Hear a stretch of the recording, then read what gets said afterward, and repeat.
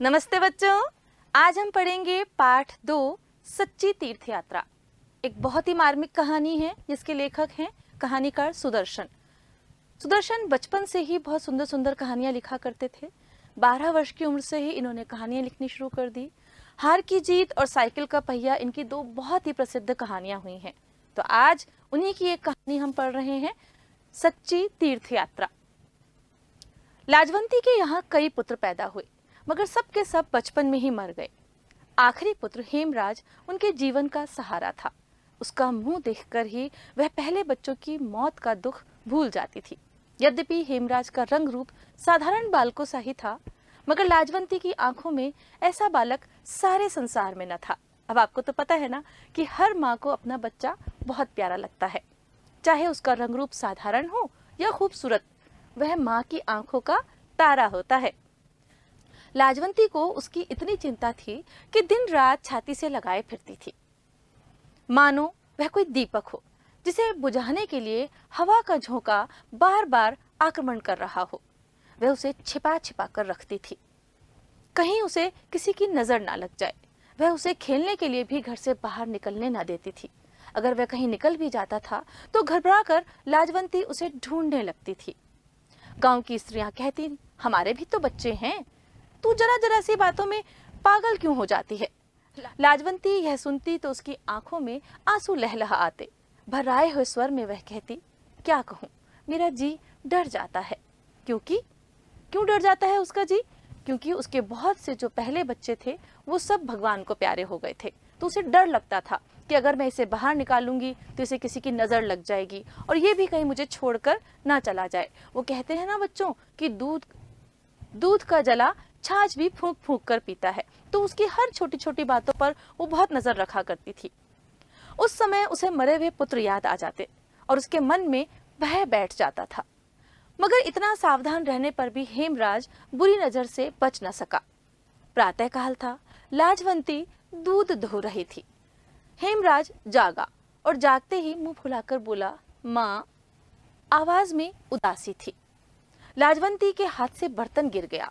दौड़ती हुई हेमराज के पास पहुंची और प्यार से उसके सिर पर हाथ फिराकर बोली, क्या है बेटा, घबराया हुआ क्यों है तू? हेमराज की आंखों में आंसू डबडबा आए। रुक रुक कर बोला, सिर में दर्द हो रहा है, बहुत दर्द हो रहा है। बात साधारण सी थी, मगर लाजवंती का नारी हृदय कांप उठा। नारी हृदय मतलब स्त्री का दिल कहते हैं बहुत छोटा होता है, छोटी छोटी बातों में घबरा जाता है। तो जब वो इतना पहले ही भुगत चुकी थी तो अपने इस बच्चे के जरा से सिरदर्द की बात सुनकर वो और ज्यादा घबरा उठी। यही दिन थे, यही ऋतु थी जब उसका पहला पुत्र मदन मरा था। वह भी इसी तरह बीमार हुआ था। लाजवंती के पैरों के नीचे से धरती खिसकती सी मालूम हुई। वह व्याकुल हो गई। व्याकुल मतलब परेशान हो जाना। ये सुनते ही वो बहुत परेशान हो गई। और गांव में दुर्गादास वैद्य बहुत ही अच्छे अनुभवी वैद्य थे। लोग उन्हें लुकमान समझते थे। बच्चों, आपने लुकमान नाम सुना है ना? हकीम लुकमान। कहते थे कि हकीम लुकमान के पास ऐसा कोई रोग नहीं है जिसका इलाज ना हो। तो जो भी लोग कहीं ठीक नहीं होते थे वो हकीम लुकमान के पास पहुंच जाते थे। तो लोग उन्हें अपने गांव का लुकमान समझते थे। सैकड़ों रोगी उनके हाथों से स्वस्थ होते थे। लाजवंती उनके पास पहुंची। लाजवंती को देखकर वैद्य बोले, क्यों बेटी, क्या बात है? लाजवंती ने चिंतित सी होकर उत्तर दिया, हेम बीमार है। वैद्य जी ने कहा, कब से? आज ही से। कहता है सिर में दर्द है। बुखार तो नहीं? मालूम तो नहीं होता, आप चलकर देख लेते तो अच्छा था। वैद्य जी का मनोरथ सिद्ध हुआ। मनोरथ यानी मन की इच्छा। वैद्य जी भी चाह रहे थे कि लाजवंती उनसे कहे कि वो चलकर उनके साथ उस मरीज को देख लें।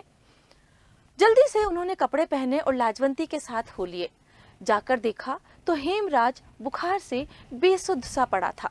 वैद्य जी ने कहा, चिंता की कोई बात नहीं, दवा देता हूँ, बुखार उतर जाएगा। लाजवंती के डूबे हुए हृदय को सहारा मिल गया। उसने दुपट्टे के आंचल से अठन्नी निकाली और वैद्य जी को भेंट कर दी। वैद्य जी ने मुंह से नहीं नहीं कहा, मगर हाथों ने साथ न दिया और उन्होंने पैसे ले लिए। मतलब वैद्य जी पैसे लेना तो चाहते थे, मगर मुंह से यूं ही नहीं नहीं कह रहे थे कि उनका मान भी रह जाए और उनके पास अपना जो उनका पैसा है वो भी आ जाए। कई दिन बीत गए, हेमराज का बुखार नहीं उतरा। वैद्य जी ने कई दवाइयां बदली, परंतु किसी ने अपना असर नहीं दिखाया। लाजवंती की चिंता बढ़ने लगी थी। वह रात रात भर उसके सिरहाने बैठी रहती। लोग आते और धीरज दे देकर चले जाते। निश्चित था, आप भी जब थोड़ा सा बीमार होते हैं तो आपकी मम्मी भी बहुत चिंतित हो जाती है ना। और लाजवंती के साथ तो बहुत बड़ी बड़ी घटनाएं घट चुकी थी, तो रात रात भर बिल्कुल सोती नहीं थी। एक दिन लाजवंती ने वैद्य जी से पूछा, वैद्य जी, आखिर क्या बात है जो यह बुखार उतरने का नाम ही नहीं लेता? वैद्य जी ने उत्तर दिया, मियादी बुखार है। मियादी मतलब एक टाइम तक, जैसे आजकल हम बोलते हैं ना वायरल फीवर है, वो एक पर्टिकुलर टाइम लेता है, वो एक निश्चित समय लेता है। तो एक निश्चित समय तक रहने वाले बुखार को मियादी बुखार कहा जाता है। लाजवंती चौंक पड़ी। उसने तड़प कर पूछा, मियादी बुखार क्या अपनी मियाद पूरी करके ही उतरेगा? पर कब उतरेगा? 21वें दिन उतरेगा, इससे पहले नहीं उतर सकता। मतलब 21 दिन का टाइम था उस बुखार के चढ़ने और उतरने का, इसलिए इसे मियादी बुखार कहा गया। आज 11 दिन तो हो चुके हैं, बस 10 दिन और हैं। किसी तरह ये दिन निकाल दो, भगवान भला करेगा। लाजवंती का माथा ठनका। हिचकिचाते हुए बोली, कोई अंदेशा तो नहीं? अंदेशा मतलब आपको कोई ऐसे बुरे होने की आशंका तो नहीं है? क्योंकि वो बेचारी पहले ही बुरी तरह से डरी हुई थी। वैद्य जी बोले, देखो, बुखार सख्त है, हानिकारक भी हो सकता है। मेरी राय में तो हेम के पिता को तुम बुलवा लो। अब यहाँ पर जैसे ही वैद्य जी ने ये कहा कि उसके पिता को बुलवा लो, तो लाजवंती और ज्यादा घबरा गई। लाजवंती सहम गई, उसका दिल बैठने लगा। आशा के साथ निराशा भी उसके सामने आकर खड़ी हो गई थी। उसका पति रामलाल मुल्तान में नौकर था। मुल्तान पंजाब में एक जगह है जो आज हमारे पड़ोसी देश पाकिस्तान का हिस्सा है। मुल्तान एक नगर का नाम था। तो वो मुल्तान में नौकरी करने जाता था। उसने वहां तार भेजा। वह तीसरे दिन पहुंचा। इलाज दुगनी सावधानी से होने लगा था, यहाँ तक कि 10 दिन और भी बीत गए। अब 21वां दिन सिर पर था। हेम की देह अभी भी आग की तरह तप रही थी। लाजवंती और रामलाल दोनों घबरा गए। सोचने लगे, क्या बुखार एकाएक उतरेगा? वैद्य ने नाड़ी देखी तो घबरा कर बोले, आज की रात बड़ी भयानक रात है, सावधान रहना, बुखार एकाएक उतरेगा। अब वो सावधान रहने के लिए क्यों बोल रहे थे कि जब हमारा शरीर बहुत गर्म होता है और एकदम से टेम्परेचर जब नीचे चला जाता है तो हमारे शरीर को एक आघात भी लग सकता है ना। तो इसलिए वो कह रहे थे कि जरा सावधान रहना कि बुखार एकाएक उतरेगा तो कहीं इसे कोई आघात ना लग जाए। लाजवंती और रामलाल दोनों के प्राण सूख गए। वैद्य के शब्द किसी आने वाले भय की पूर्व सूचना थे। रामलाल बेटे के सिरहाने बैठ गए। लाजवंती के हृदय को चैन ना था। मंदिर पहुंची और देवी के सामने गिरकर देर तक वो रोती रही। जब हमारे पास कोई सहारा नहीं बचता ना, तो हम ईश्वर के पास जाते हैं, क्योंकि वही इस संसार को चलाने वाला है। तो हमारा मन भी ईश्वर के पास प्रार्थना करने पहुंच जाता है। वही क्या किया लाजवंती ने, वो डर के मारे देवी के मंदिर चली गई और वहां रोकर प्रार्थना करने लगी। जब थक कर उसने सिर उठाया तो उसका मुखमंडल शांत था, जैसे कोई तूफान शांत हो जाता है। उसको ऐसा मालूम हुआ जैसे कोई दिव्य शक्ति उसके कान में कह रही है, तूने आंसू बहाकर देवी के पाषाण हृदय को मोम कर दिया है। लाजवंती ने देवी की आरती उतारी, फूल चढ़ाए, मंदिर की परिक्रमा की और प्रेम के बोझ से कांपते हुए स्वर में मानता मानी, देवी माता, मेरा हेम बच जाए तो मैं तीर्थ यात्रा करूंगी। हमारा मन है, हम भी ऐसे ही करते हैं, हे ईश्वर हमें पास कर दो, मैं इतने का प्रसाद चढ़ाऊंगी, करते हैं ना जब भी हमारा मन डरता है तो बस उसने भी ऐसे ही किया। उसने कहा कि अगर मेरा बेटा बच जाएगा तो मैं आपकी तीर्थ यात्रा करने आऊंगी। मानता मानने के बाद लाजवंती को ऐसे लगा जैसे उसका संकट टल गया हो। घर पहुंची तो पति ने कहा, लो बधाई हो, तुम्हारा परिश्रम सफल हो गया, बुखार भी धीरे धीरे उतर रहा है। लाजवंती के मुख पर प्रसन्नता थी और आंखों में आशा की झलक। झूमती हुई बोली, अब हेम को कोई डर नहीं, मैं तीर्थ यात्रा मान कर आई हूँ। रामलाल ने तीर्थ यात्रा के खर्च का अनुमान किया। अब जब बुखार ठीक हो गया, बच्चा ठीक हो गया, तो उन्हें एक और चिंता सताने लगी। वे तीर्थ यात्रा पहले इतनी आसान तो हुआ नहीं करती थी। जब तीर्थ यात्रा पर जाते थे तो पूरे परिवार को बुलाया जाता था, उनसे मिलते थे, उनका खाना किया करते थे, तो बहुत सारा खर्च होता था। तो इसलिए वो रामलाल जो था वो खर्च का अनुमान लगाने लगा। उसका हृदय बैठ गया, परंतु पुत्र स्नेह ने इस चिंता देर तक ठहरने ना दिया। उत्तर दिया, अच्छा कितना रुपया? अच्छा किया, रुपया क्या है, हाथ का मैल है, आता है और चला जाता है। परमेश्वर ने एक लाल दिया है, वह जीता रहे, यही हमारी दौलत है। पहले तो उसे चिंता हुई कि भाई मेरे पास इतना पैसा तो है नहीं, मैं कैसे खर्च करूंगा, पर अपने बच्चे के प्यार के आगे उसने वो सारी चिंता छोड़ दी। प्रभात हुआ तो हेम का बुखार बिल्कुल उतर गया था। लाजवंती के मुख से प्रसन्नता टपक रही थी। वैद्य जी ने आकर देखा तो प्रसन्नता से बोले, अब चिंता की कोई बात नहीं, तुम्हारा बच्चा बच गया है। लाजवंती ने हेम की कमजोर देह पर हाथ फेरते हुए कहा, क्या से क्या हो गया? वैद्य ने लाजवंती की ओर देखा और रामलाल से बोले, यह सब इसी के परिश्रम का फल है। लाजवंती ने उत्तर दिया, देवी माता की कृपा है और आपकी दवा के प्रभाव का फल है। मैंने क्या किया? मैं तो तुम्हें दूसरी सावित्री मानता हूँ। उसने मरे हुए पति को जलाया था और तुमने पुत्र को मृत्यु के मुंह से निकाला है, वैद्य जी ने जवाब दिया। 7वें दिन रामलाल नौकरी पर चला गया और कहता गया कि तीर्थ यात्रा की तैयारी करो। अब सब इस चिंता से तो मुक्त हो गए थे कि उसका बेटा बीमार है, वो बच गया था, सभी बहुत खुश थे।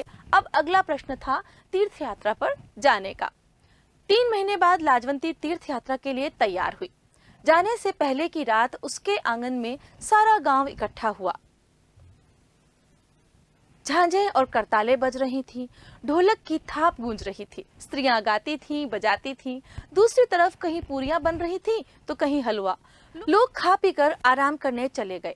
अब लाजवंती ने बक्से में जरूरी कपड़े रखे, गले में लाल रंग की सूती माला पहनी, माथे पर चंदन का लेप किया। गऊ एक पड़ोसिन को सौंपी और बार बार कहा, इसका पूरा पूरा ध्यान रखना, मैं जा रही हूँ, मेरा मन अपनी गऊ में ही रहेगा। मैंने आपको बताया था ना कि जब तीर्थ यात्रा पर जाते थे तो लोग अपने अड़ोस पड़ोस को, पूरे गांव को, अपने परिवार को एक न्योता भेजते थे, क्योंकि तीर्थ यात्राएं इतनी आसान नहीं होती थी। जब लोग तीर्थ यात्रा पर जाते थे तो कई लोग तो वापस ही नहीं आते थे, क्योंकि हमारे पास यातायात के साधन नहीं थे, पैदल ही जाना पड़ता था। 3-3, 4-4 महीने लग जाते थे तीर्थ यात्रा करते हुए। तो इसलिए वो अपने पूरे परिवार से मिलकर जाते थे कि कभी आना हो या ना आना हो, क्या पता जीवन में फिर मिल पाए या ना मिल पाए। तो इसी तरह उसने भी अपने पूरे गांव का वहां पर भोजन किया था और अपनी गाय एक पड़ोसिन को दे दी कि मैं आई तो ठीक है, नहीं आई तो इस गऊ का ध्यान तुम रखना। सहसा किसी के सिसकी भरने की आवाज सुनाई दी। सिसकी भरना मतलब बहुत छुप कर धीरे धीरे रोना, जब बहुत धीमी सी आवाज निकलती है उसको बोलते हैं सिसकी भरना। लाजवंती ने सोचा, इस समय सिसकी भरने वाला कौन है? उसने चारों तरफ देखा मगर कोई दिखाई नहीं दिया। वह छत पर चढ़ गई और पड़ोसी के आंगन में झुककर जोर से बोली, माँ हरो। कुछ देर सन्नाटा रहा, फिर एक चारपाई से उत्तर मिला, कौन है? लाजवंती। लाजवंती ने जवाब दिया। आवाज में आंसू मिले थे। लाजवंती हरो के पास पहुंची और बोली, माँ क्या बात है, तू रो क्यों रही है? हरो और भी सिसकियां भर भर कर रोने लगी। अब हरो कौन थी? हरो लाजवंती की एक पड़ोसन थी। जब लाजवंती ऊपर अपना घर संभालने गई तो उसे रोती हुई दिखी, तो उसने पूछा, भाई रो क्यों रही हो? लाजवंती ने फिर पूछा, अरे क्या बात है, तू इस समय रो क्यों रही है? मैं तेरी पड़ोसन हूँ, मुझसे ना छुपा, बता ना मुझे क्या दुख है? हरो ने दुखी होकर उससे पूछा, क्या तुम उसे दूर कर दोगी? हो सका तो जरूर कर दूंगी। हरो थोड़ी देर तक चुप रही, फिर धीरे से बोली, कुंवारी बेटी का दुख खा रहा है, रात रात भर रोती रहती हूँ, जाने यह नैया कैसे पार लगेगी। यह क्यों? उसके ब्याह का खर्च तो तुम्हारे जेठ ने मंजूर कर दिया था ना।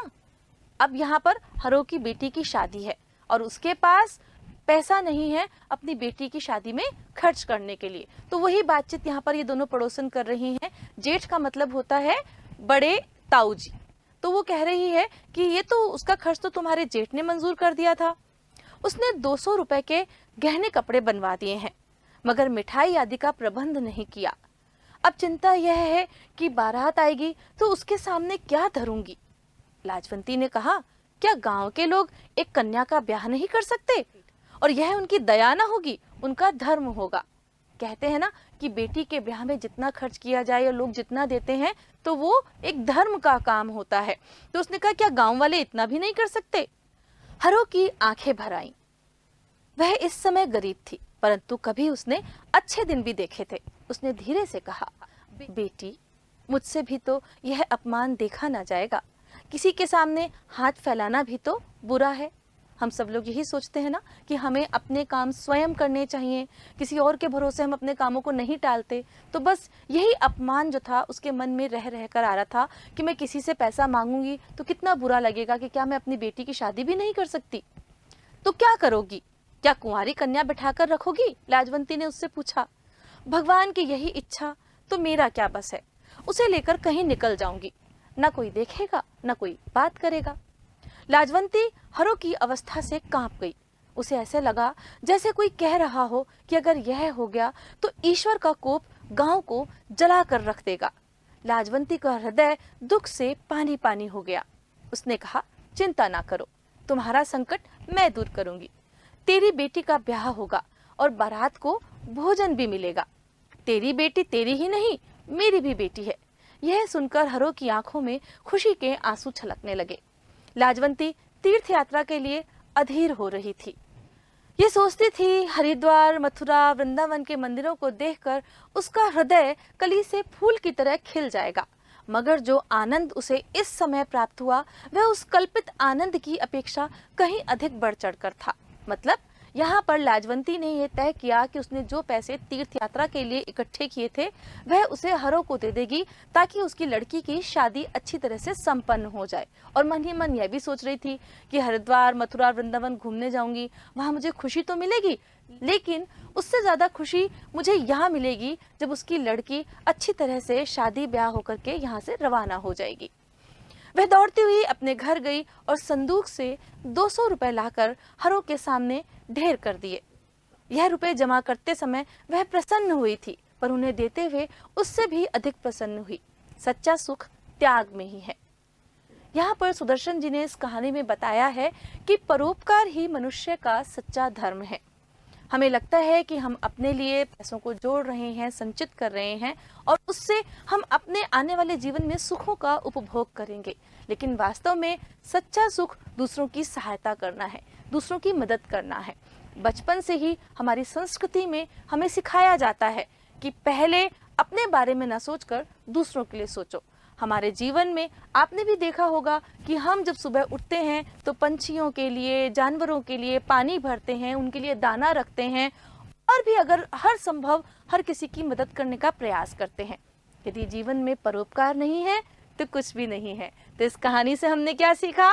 हमें हमेशा दूसरों की मदद के लिए तैयार रहना चाहिए।